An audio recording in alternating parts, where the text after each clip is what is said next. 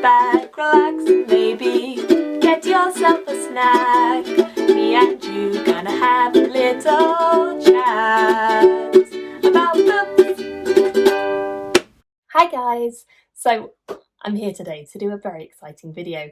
I've done videos like this before, but not for quite a while.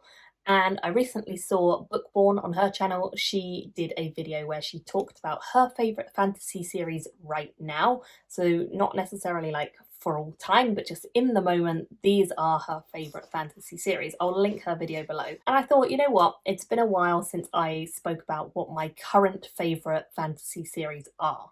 Now, I will say I have two favourites, overall complete favourites, and then everything else on this list is like, I really love it and I think people should read it, but I don't have a set order for the rest of it. So I have come up with easily 10 series and then one like honorary mention that are currently my favourite as of September 2022. So let's go through it. I'm going to put the pictures up because it would be so many books to hold up that it would take ages. So I'll just put some pictures on the screen. I'm also going to tell you why they're my favourites, because some of them have like really stood the test of time. Some are a bit newer to the list. And then you'll notice that probably some things that I mentioned in older lists have like dropped off the bottom because they're not as much of a favourite for me anymore since I read other stuff. So let's dive in. Number one, all-time favourite fantasy. I'm just going to start at the top because you know it already. If you've been on my channel for any amount of time, you know. Robin Hobb and the Realm of the Eldlings series is my number one and still remains my number one and probably will be my number one for years to come unless something amazing comes along. So why do I love the Realm of the Eldlings? It is a big series. It takes an awful lot of time to read through the whole thing. So I'm including like the Farseer series, the live ship traders, I'm including all of the series basically under the Realm of the Eldlings. And the reason that I love it is the emotional gravity that Robin Hobb can give you in her series. Oh my god, I don't know any other author who can make me emotional like she did. I have raged fully, really raged at characters in her book. I have been frustrated with characters in her book.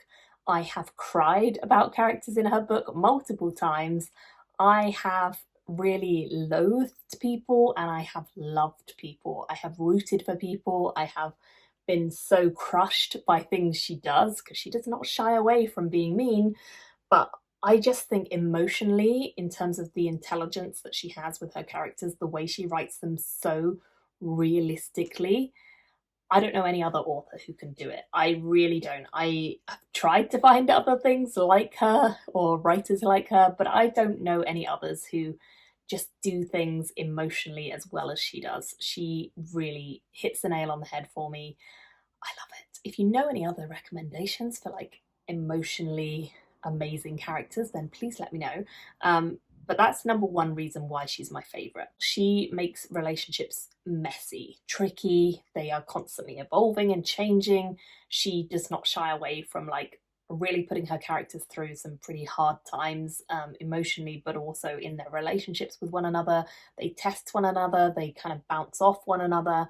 It's great. I love how she does relationships. There are clever cameos, clever moments. If you've read Robin Hobb the whole way through The Realm of the Eldlings, you will start to see that some of the characters who pop up in other series actually are cameos of other series, if that makes sense. So, for instance, in the Live Ship Traders, there's a pretty well-known cameo or character who crosses over from the Farseer trilogy, but you don't necessarily know that that connection is there unless you're really picking up on these subtle hints. I love that she does that. I think it's fantastic. And as you go through the series, you learn more about those connections. And I love that she does it. I think it's really cool. The realism of her characters, the escapism of her characters. How does she write such realistic characters that just feel genuine, but also in an escapist world? I don't know how she does it, but I love that she does because it really transports you away from your current life into the world of these characters and what they are up to, and I think it's fantastic. This is a very raw, dramatic series. This is also a kind of chosen one series, which I know is very stereotypical and not everyone loves. I do love a Chosen One series. I'm still not over that trope. It's just, it works for me. And Fitz is the Chosen One, but my God, he doesn't have an easy battle. He doesn't have an easy time of being the Chosen One. He doesn't have like gods who are helping him out. He kind of has to do everything himself and figure everything out himself. And it's a world where it's a mess and he's just part of the mess. It's a slow build, this one. The Realm of the Elderlings generally is a bit of a slow build, so you need to be prepared to go into it with like a slow start, but it picks up and it picks up, and by the third series, which I know sounds crazy because they're like trilogies, so by the ninth book, I was crushed. I was absolutely heartbroken, all over the place, in pieces, crying my eyes out, just like emotionally wrecked.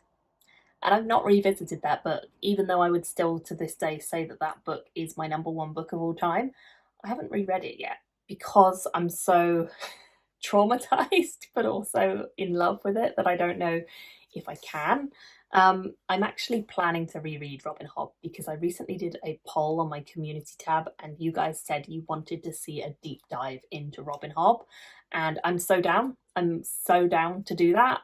But I want to reread the books, or at least some of them, if not all of them. Really, I want to reread all of them because I've never reread the entire Realm of the Elderlings. I have reread the first series, and I think I might have reread Ship of something, the first live ship book, but I have not reread the whole series, and I'm due a reread, and I would love to go and do a deep dive into her work. So look out for that coming up, but it will be a while because I need to reread all the books. Yeah, there's two types of magic in this. There's the skill and the wit. They're both very interesting types of magic, but to me, it's the characters that just ruin you. I love her. Robin Hobb, number one of all time. Number two is going to be Ken Liu, and this is for his Dandelion Dynasty, although I do enjoy most of what he's written, like short stories and things like that. But the Dandelion Dynasty is definitely my number two ever series. I will say, as a sort of side note or an asterisk, I haven't read the last one in this series, and there's a reason for that. I don't want it to end.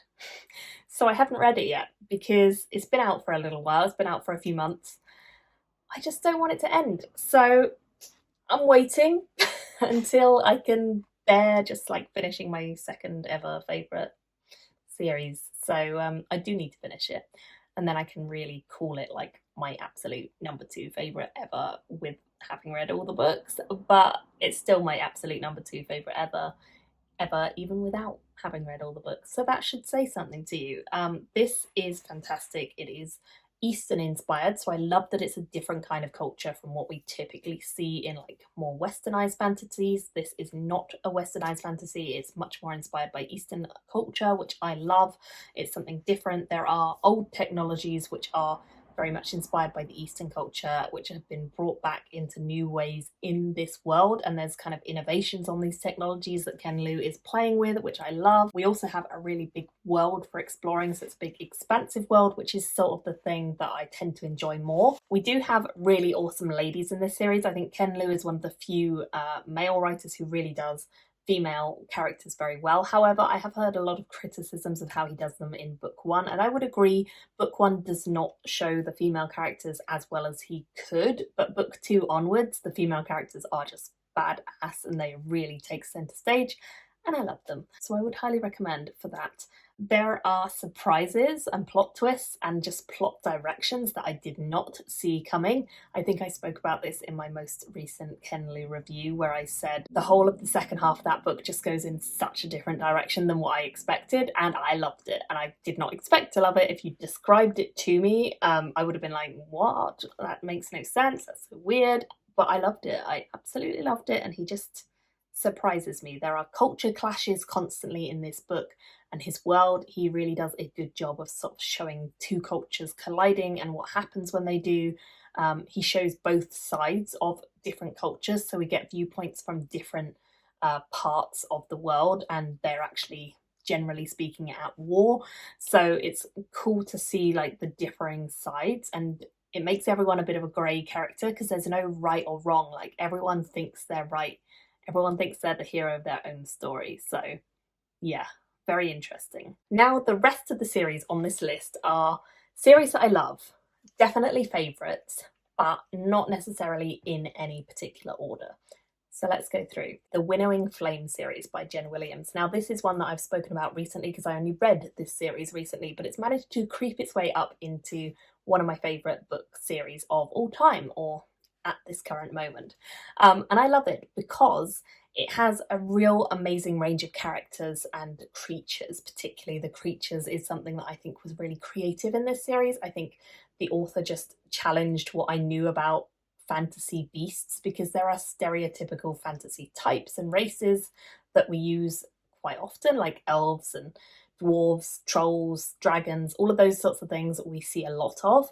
But in this series, we have these giant bats who are a big part of it, and then we also have these creatures who are they're completely different. They're like a range of different things. So we do have a dragon, but we also have like slightly like griffin-y things and sort of big cats and stuff like that. They're all really cool, and I love that creative element of the books. We also have ladies who are main characters in this, and they're pretty kick-ass. We have a range of ages because some of them are much older characters and some are more what we would typically see in most fantasies. I love that she doesn't shy away from including older characters who are still pretty awesome and have like this whole wealth of knowledge as well. So I think that's cool. She also does a cool concept of the world where this world is constantly battling this old enemy that's come back multiple times with different things going on, and these war beasts are constantly having to come back and fight them, and it's just a really cool concept for the world, which drew me in quite quickly, and I think her writing style is very easy to get into. I have read the other series by her, The Copper Cat. I read the first one in that. I did not enjoy that. So I will say, if you didn't like that series, I would still give this series a go, because for me, it was completely vastly different to what she wrote in that other series. And I didn't love that one, but I really love this series. Next up, I have Brent Weeks and his Lightbringer series, which I think was on probably some previous lists. This series remains one of my favourite because the magic still stands out really clearly to me as just something really cool. It's based around colours and light, and it's such an interesting series for the magic itself. But then you go deeper into the series, and the story itself is also really interesting. It's really cool to see the story unfold, because every direction that you think the story is going, it then potentially switches up. I had multiple points where I thought I knew where we were going and it just changed and this massive surprise happened. And usually with like plot twists or surprises, I can predict quite a lot of them from what I've read before. But I did not predict a lot of what happens in this series, and I think that's great. And I love the characters. Again, there are some really good female characters in this one as well as the men, and there are some moments that I think potentially could have been written a bit better. I think there's some fat-shaming moments which I would have potentially liked to not be there, or to have been done in a slightly different way. So I will say that. But overall, I really enjoy this series. I would highly recommend it, and I do think I've done reviews for most of these series, by the way. The ones that are newer, like The Winnowing Flame and another one that I'm about to tell you about, I haven't done reviews of them yet, but the majority of these I will have done reviews, so you can just search for the name of the book and you'll find them. So next up, another new one is The God King Chronicles by Mike Brooks. Now, this is another series that I just recently finished, and again, it has creeped into my favourites because this one has some of the most prevalent LGBT themes, and it actually deals with characters who have to completely challenge their own biases, especially around LGBT stuff. And I loved that. I loved that it was something that we got centre stage. We also have a community, or a culture rather, that deals with various different pronouns, and that is just part of day-to-day life. This is something I really haven't seen done much in fantasy, and particularly as dominant as it is in this book. I just think it was done really nicely. I enjoyed reading it and I was surprised to see it, but in a pleasant way. I also think that we have such a cool combination of characters and cultures here. The cultures are constantly forced to address their own biases and to change their ways of thinking, or to kind of challenge their ways of thinking, which is again not something I see as blatantly as it is in this series that often, and I loved that. We do have a large world again, so you can see this is a theme of something I do enjoy, but we also have different things that happen. Quite often, if you have like a multi POV, you expect everyone to meet up and things like that. And this book series does not necessarily follow that pattern. Lots of the time, the directions that the threads went and the characters went was not what I expected, and that was good. I like being surprised rather than predicting everything, so I enjoyed that. And I will say that this is a series that I really don't hear a huge amount of people talking about. Most of the other series I do hear people talking about and raving about, but this series I really have not heard as much about, so I don't know if it's just because it's lesser known, but I really love this and I think it's worth checking out if you haven't already. Next up, I have a bit of a surprise one. It's actually a kids series, and that is Jessica Townsend's Nevermore series. Now, I have raved about this on my channel. It's one of the few kids series that I am still reading as an adult and absolutely loving, but this has become a must-buy author for me. It's just got the nostalgia that I love from something like Harry Potter. It feels like I'm going back to that kind of a world where it's just magic and mayhem and fun and adventure and everything's new and exciting. There are like good lessons for kids in this, but it's not done in a heavy-handed way. It just feels like part of the story and the adventure. It's just light, fun reading. It's so easy to get into. Anytime she brings out a new book in the series, I instantly put down what I'm reading and just buy it and read it because it's so fun and I just love the charm of it. I think it's maybe not a series that will stay on my favourites at the top, but it's definitely going to be a series that just, it's really fun to get into. It's so easy, and anytime she brings out a book, I will drop everything and go for it because it's just the kind of read that I'm always in the mood for, which is a real testament to her, I guess. So yeah, highly recommend her book and just, yeah, love it. Next up, I have Peter V. Brett, who I have spoken about before with the Demon Cycle series by him. I still love this series, but I will say there are quite a few complaints from people I know about sort of the rape in this. There is rape, and it is probably not the best at handling women in general.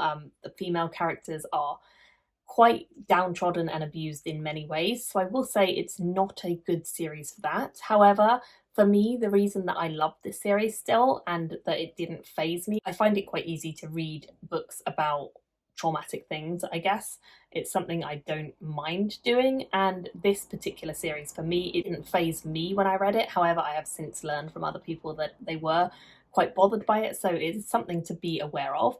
But it has a desert setting. It has these very awesome but terrifying demons who are the center point of the drama enemy, I suppose, and I just loved seeing how they were portrayed throughout the series. I think that they are some of the most visceral, kind of easy to imagine demons. Usually I find it a little bit difficult to imagine these like magical beasts. And yeah, I did not with Peter V. Brett's writing. I think he described the demons particularly super well, and I just was drawn in, and I loved this kind of horrible, terrifying enemy that everyone is against. I also like that we have two viewpoints again. We have these two different races of people and we see viewpoints from both of them, which was really cool to see the differences in how they live, which is quite different. And they cross over at later points in the series as well.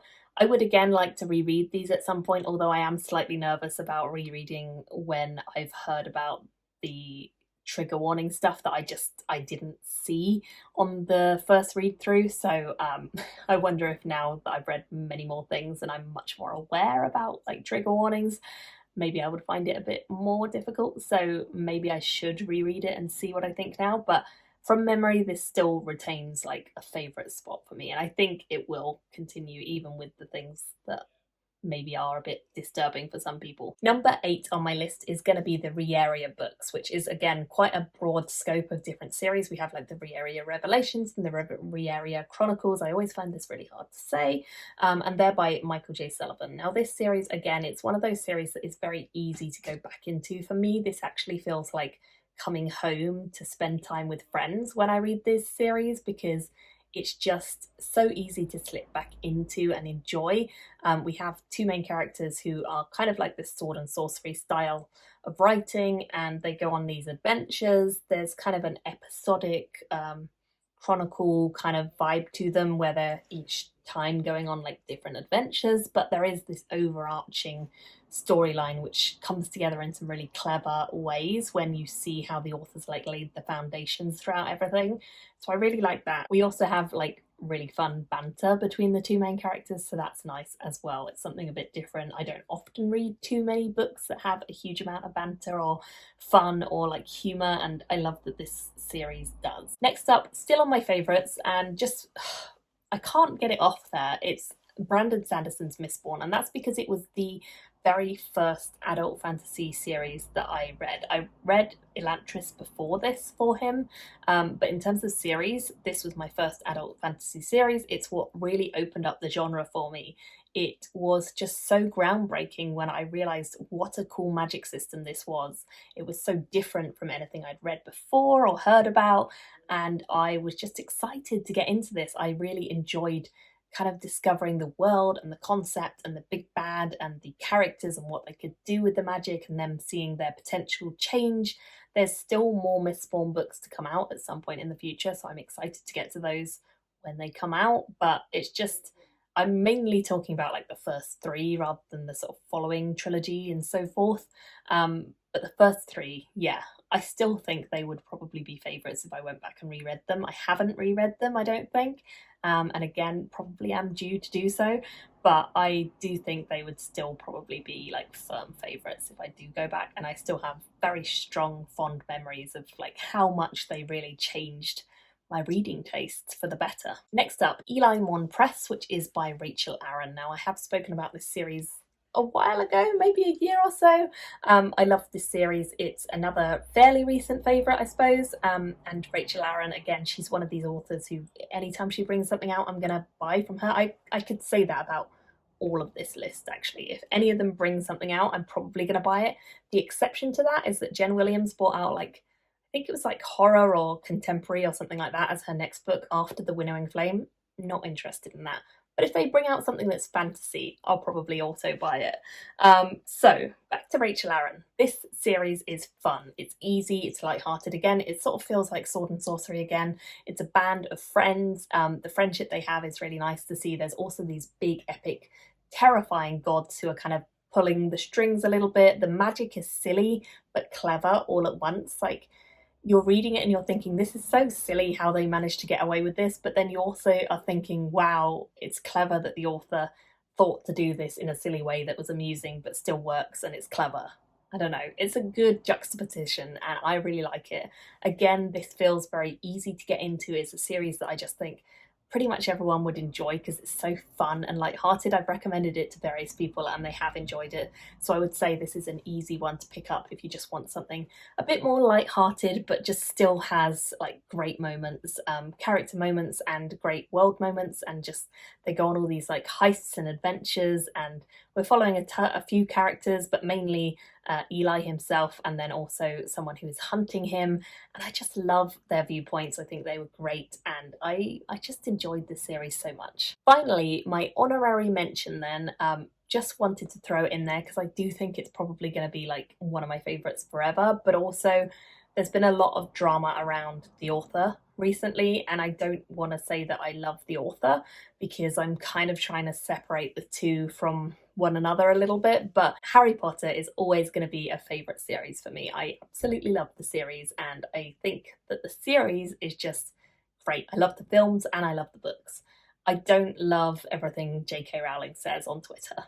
Let's just leave it at that. I'd love to know in the comments below if you guys have read any of these series, what you think of them, or if you haven't read them, are you planning to pick any of them up now that I've told you a little bit about why you should, because I highly recommend them all. And do let me know also in the comments what your favourite series, fantasy series of all time is. I'd love to hear your suggestions. Thank you all so much for watching, and I will see you in another video very soon. Bye everyone. Thank you for watching my video today. Go pick up a book, then come back and chat with me again.